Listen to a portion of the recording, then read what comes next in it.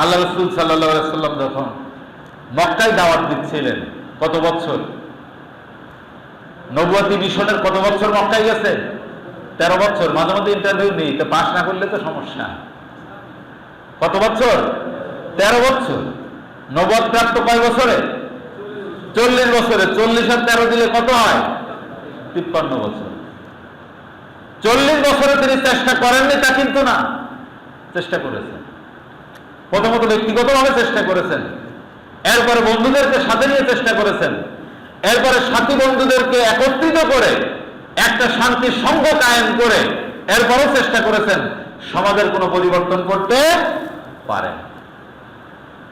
40 বছর বয়সে তিনি সবকিছু ছেড়ে দিলেন, সংসার থেকে বিচ্ছিন্ন হয়ে তিনি হেরা গুহায় গেলেন। নিজের জন্য নাকি সমাজের মানুষের জন্য? কার জন্য গেছিলেন এখানে? আমার উম্মতের কি হবে? উম্মত তো তখন হয়নি। তিনি জাতির লোকের কথা ভাবতেছেন যে এই সমাজের মানুষ, জালিমের কাজ হচ্ছে মাজলুমের পর জুলুম করা। জালিমের জুলুমের মাত্রা যখন ছাড়িয়ে যাচ্ছে, মাজলুমের কান্না যখন আর কোনো কাজে আসতেছে না, বিশ্বনবী তখন হেরা গুহায় গিয়ে ধ্যানমগ্ন থাকলেন, চিন্তা করতে থাকলেন, গবেষণা করলেন। তিনি গবেষণা করতেছেন কি করা যায় এ সমাজের মানুষের মুক্তির জন্য। আমি মুহাম্মদ কি করতে পারি? আমি তো পার্সোনাল ভাবে চেষ্টা করেছি, আমি আমার বন্ধুদেরকে নিয়ে চেষ্টা করেছি, আমি একটা শান্তি সংঘ কায়েম করে সকলকে নিয়ে সাথে করে নিয়ে চেষ্টা করেছি, আমার কোনো চেষ্টাই তো সফল হলো না। তাহলে এখন আমাকে কি করতে হবে? আমি আগেই বলেছি, মানুষের সাধ্য শেষ, সাহায্য কার শুরু হবে? মুহাম্মদ সাল্লাল্লাহু আলাইহি ওয়াসাল্লাম ব্যক্তিগতভাবে চেষ্টা করে কি করলেন? শেষ করলেন, তার সাহায্য শেষ। সাহায্য শুরু হয়ে গেছে কার পক্ষ থেকে? আল্লাহ তাআলা তখন সাহায্য শুরু করলেন। 40 বছর বয়সে তার কাছে নবুয়তের যে দায়িত্ব সেটা দেয়া হলো, তিনি নবুয়ত প্রাপ্ত হলেন। নাজিল হওয়া শুরু হলো কি? কোরআন নাজিল শুরু হয়ে গেল। বিশ্বনবী কোরআন নিয়ে কাজ করতে থাকলেন। মক্কাতে কতদিন? 13 বছর। ডোর টু ডোর মানুষের বাড়িতে গিয়ে দরজার কড়া নেড়ে নেড়ে বিশ্বনবী তাদের কাছে দ্বীনের দাওয়াত দিয়েছেন। আমার প্রিয় ভাইরা, আপনার বিবেকের কাছে প্রশ্ন, এখন ভেবে দেখেন যে রাসূলের জীবনের নবুয়তি জিন্দেগির আগের গুনাহ মাফ, পরের গুনাহ মাফ। নবীরা তো মাসুম। নবীরা কি? নিষ্পাপ। মাসুম মানে নিষ্পাপ, কোনো পাপ নেই। যে মানুষের শাফাত ছাড়া আপনি আমি কেউ জান্নাতে যেতে পারবে, সেই মানুষটা যদি সমাজের মানুষের দরজায় দিয়ে গিয়ে দরজার কড়া নেড়ে নেড়ে মানুষের কাছে আল্লাহর দ্বীনের দাওয়াত পৌঁছে দেওয়ার চেষ্টা করে, তাহলে আমাদের দায়িত্ব কি তার চেয়ে কোনো অংশে কম আছে নাকি? বলেন। আমার জীবনটা তো পাপে ভরা। আমার জীবন কিসে ভরা? পাপে ভরা। আমি আল্লাহর নাফরমানিতে যত সময় ব্যয় করেছি তার 100 ভাগের 1 ভাগ হয়তো আল্লাহর দাসত্ব করতে পারিনি। আমি কয়জন মানুষের কাছে দ্বীনের দাওয়াত দিয়েছি আমাকে ভাবতে হবে।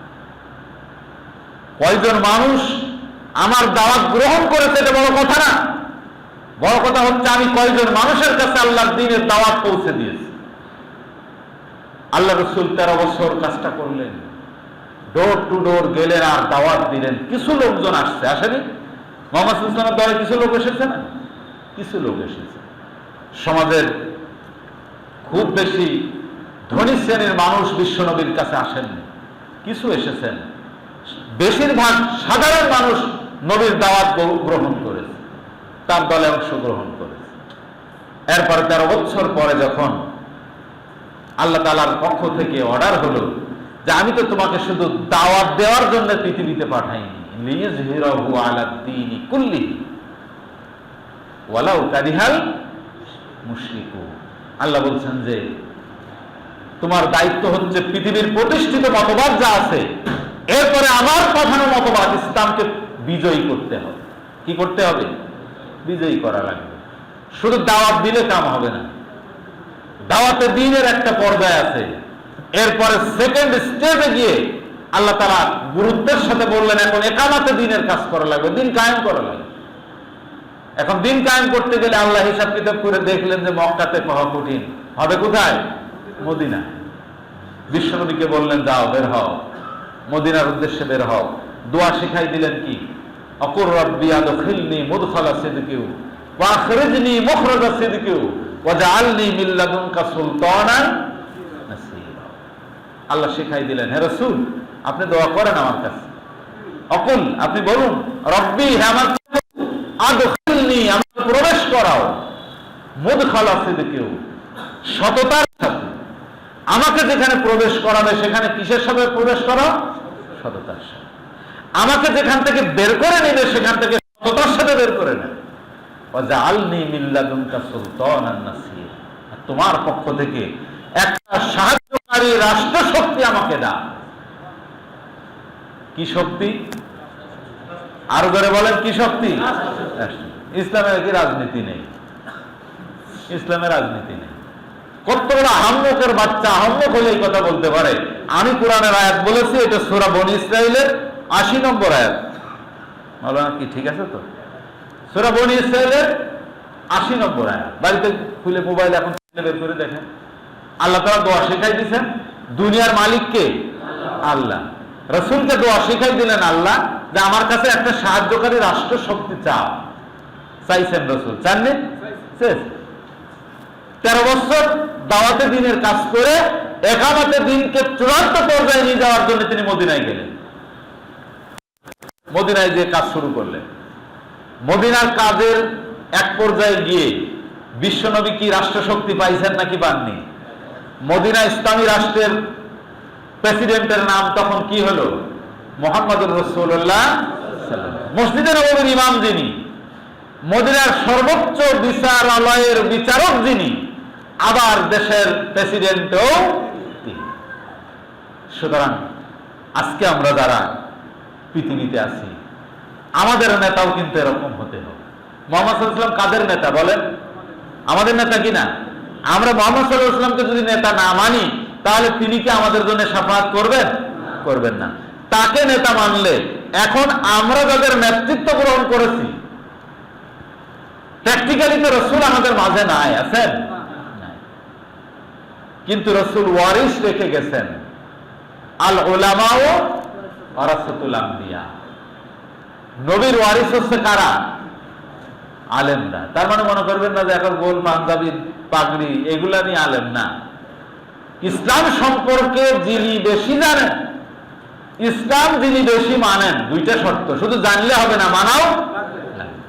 আবার আপনি জানেন না, মানার চেষ্টা করেন, এইটা দিয়ে আলেম হবে না। আচ্ছা, জানা যায় 4টা তাকবীর দেয়া লাগে, কয়টা তাকবীর? তো এই সময় আমরা কি বলে দিই যে হাত ছাড়বেন আর বাঁধবেন, বলে দিই নাকি? একবারে তাকবীর তাহরিমে বাঁধার পরে তাকবীর বলবেন ইমাম, আপনি মনে মনে তাকবীর বলবেন, কিন্তু হাত উঠানামা করা যাবে না। আমাদের নেতারা শুধু কি করে, এরকম করতে থাকে। তার মানে জানাজা পড়তেও পারে না, পড়ানো তো দূরে থাকে, পড়তেও পারে। আমার প্রিয় ভাইরা, তাহলে আমি যে কথা বলছিলাম, আল্লাহ রাসূল সাল্লাল্লাহু আলাইহি সাল্লাম 13 বছর দাওয়াতে দ্বীনের কাজ করার পরে মক্কাতে গিয়ে, এই মদিনাতে গিয়ে কয় বছর সময় পাইছেন? মদিনার ডিউরেশন ছিল 10 বছর। ইকামতে দ্বীনের কাজ করলেন তিনি, দ্বীনকে চূড়ান্ত পর্যায়ে নিয়ে গেলেন। এখন যদি কেউ মক্কার 13 বছর ধরে বসে থাকেন, হক আদায় হবে? আমি যেটা বলেছি, সত্য সমাগত, মিথ্যা বিতাড়িত, মিথ্যার পতন অবশ্যম্ভাবী। আপনি দাওয়াতে দ্বীন দিয়ে মিথ্যাকে পরাভূত করতে পারবেন না, হবে না। যদি হতো তাহলে আল্লাহ রাসূল সাল্লাল্লাহু আলাইহি ওয়াসাল্লামের চেয়ে তো যোগ্যতা সম্পন্ন দায়ী পৃথিবীতে আর কেউ কোনোদিন আসেনি, আসবেও না। দায়ী মানে বুঝেন তো, যারা আল্লাহর দ্বীনের দিকে মানুষকে ডাকে। দায়ী মানে আমরা যে দায়ী গ্রাম্য ভাষায় বলি, কোন দায়ে দায়ী তা না। দায়ী, দা মানে ডাকা, দায়ী যে ডাকে। আল্লাহ তাআলা কোরআন শরীফে এই ভাষাটা ব্যবহার করেছেন, ওমান আহসানু কাওলাম মিম্মান দাআ ইলাল্লাহ। হে দুনিয়ার মানুষ, তোমাদের মধ্যে তার চেয়ে ভালো ব্যক্তি আর কে হবে যে মানুষকে আল্লাহর দ্বীনের দিকে ডাকে? কার কথা? এর চেয়ে ভালো মানুষ নেই। তো রাসূলুল্লাহ সাল্লাল্লাহু আলাইহি সাল্লাম মানুষকে ডেকে দ্বীনের পক্ষে নিয়ে এসে প্রস্তুত করলেন। করার পরে 10 বছর মদিনার যে মেহনত, দ্বীন কায়েমের মেহনত, সেই মেহনতটা যে পর্যায়ে নিয়ে গিয়েছিলেন, তার আদরের দৌহিত্র। আমি আবার জায়গায় চলে যাচ্ছি। ইমাম হুসাইন এই যে মহরম মাসের 10 তারিখে তিনি যে তার সপরিবারে তার সাথী সঙ্গীদেরকে নিয়ে তিনি যে শাহাদাত বরণ করলেন, সেখানে কিন্তু তিনি মাজলুম অবস্থায় ছিলেন। তিনি অন্যায়ের কাছে মাথা নত